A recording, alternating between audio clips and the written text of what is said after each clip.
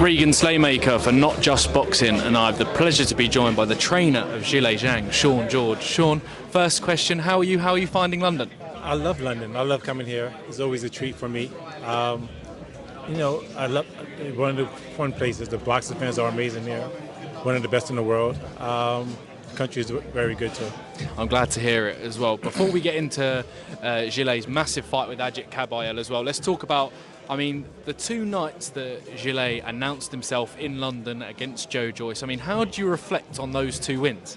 One of the biggest fights of our career. Zhilei made me proud. He did things that I knew that he can do. I knew that Zhilei is one of the best fighters in the world, and that was the opportunity to show the world what he's able to do. Got to remember, nobody wanted to fight Joe Joyce at that moment in time.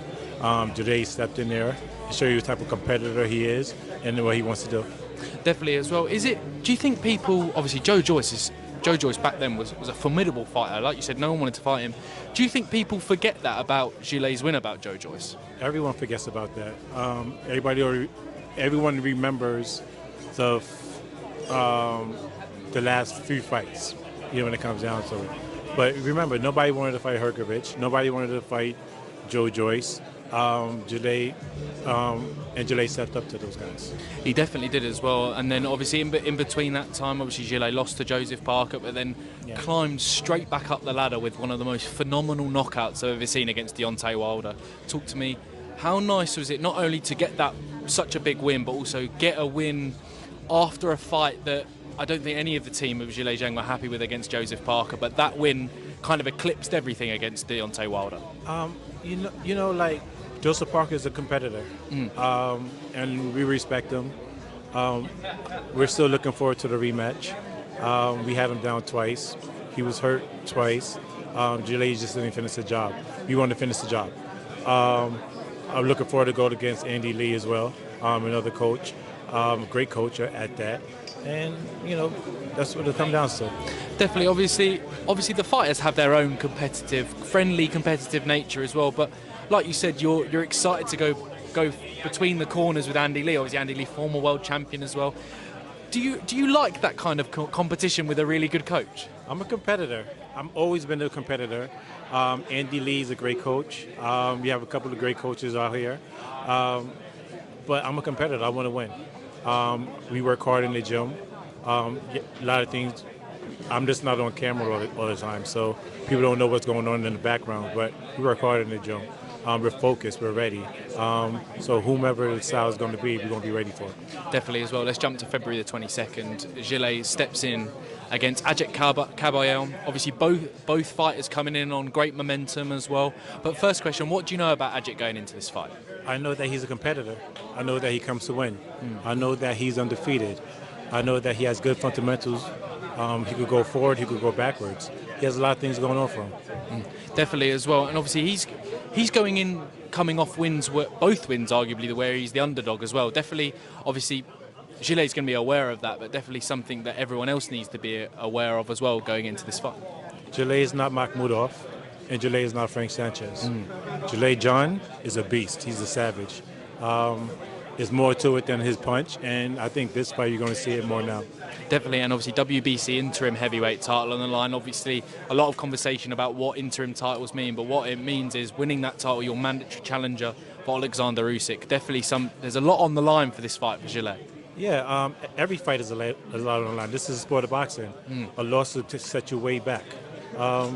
Every fight is important, so every fight that we take, we know what's at stake. Right now, it's number one ranking for the WBC. We want that belt. We want Alexander Usyk. I'm going to go against that coach. I think Sergey Lipin should have been Trainer of the Year, in my opinion. Alexander Usyk did a great thing. He definitely did as well. Obviously, I just want to say you, in our interview, you said you're looking forward to the rematch with Joseph Parker. Does that mean you're picking Joseph Parker to beat Daniel Dubois? It's a 50-50 fight. I think that Dubois is a little bit distracted from listening to jumping into the ring with Usyk and calling him out when you have a whole fight February 22nd. I don't get that part, but I think Joseph Parker is a competitor. Don't get me wrong, Daniel Dubois is a competitor too, but I just think that he losing focus a little bit. He needs to tighten up. For sure as well. I want to move on to the main event. I had to get everyone to pin this because it's such a great fight. Artur Beterbiev versus Dmitry Bivol. I mean, the first fight was so good, but how do you see this rematch going? It's tough. Hard question. It's really tough. Like, the first fight I had Bivol winning. I thought Bivol won the fight. Okay. But the way Beterbiev came on in those last few rounds, it's like it felt like he figured it out. So did he figure it out? That's the question that's going to be asked. Like, did he figure Bivol out? Because Bivol is a hard style to figure out. You know.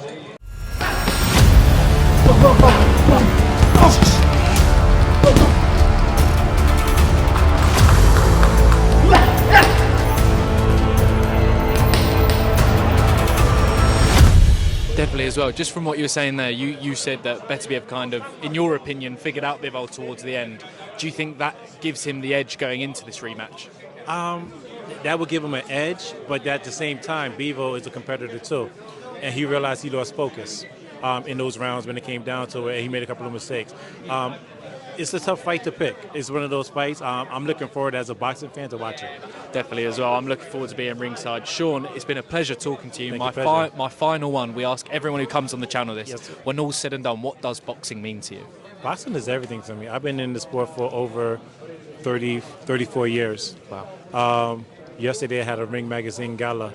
I remember my first book magazine that I bought was in November 1992 when Riddick Bowe fought Evander Holyfield for the undisputed title of the world. I can remember it like it was yesterday.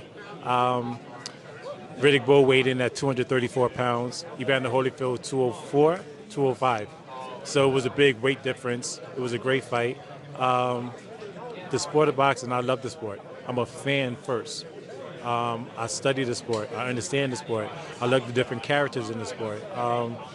And it's great people. Like fighters, you talk to them, you may have beef with them, but at the same time, you could talk to them and respect what they're doing. It's not easy to get in that ring. It's not easy to coach. It's just amazing. To me, the sport is the only sport where when you step into that ring, you're going to really know who you are when you step out. For sure, there is no sport like it. Shaun George, has been an absolute pleasure. Thank you very much, and best of luck for February the 22nd. Thank you. Cheers.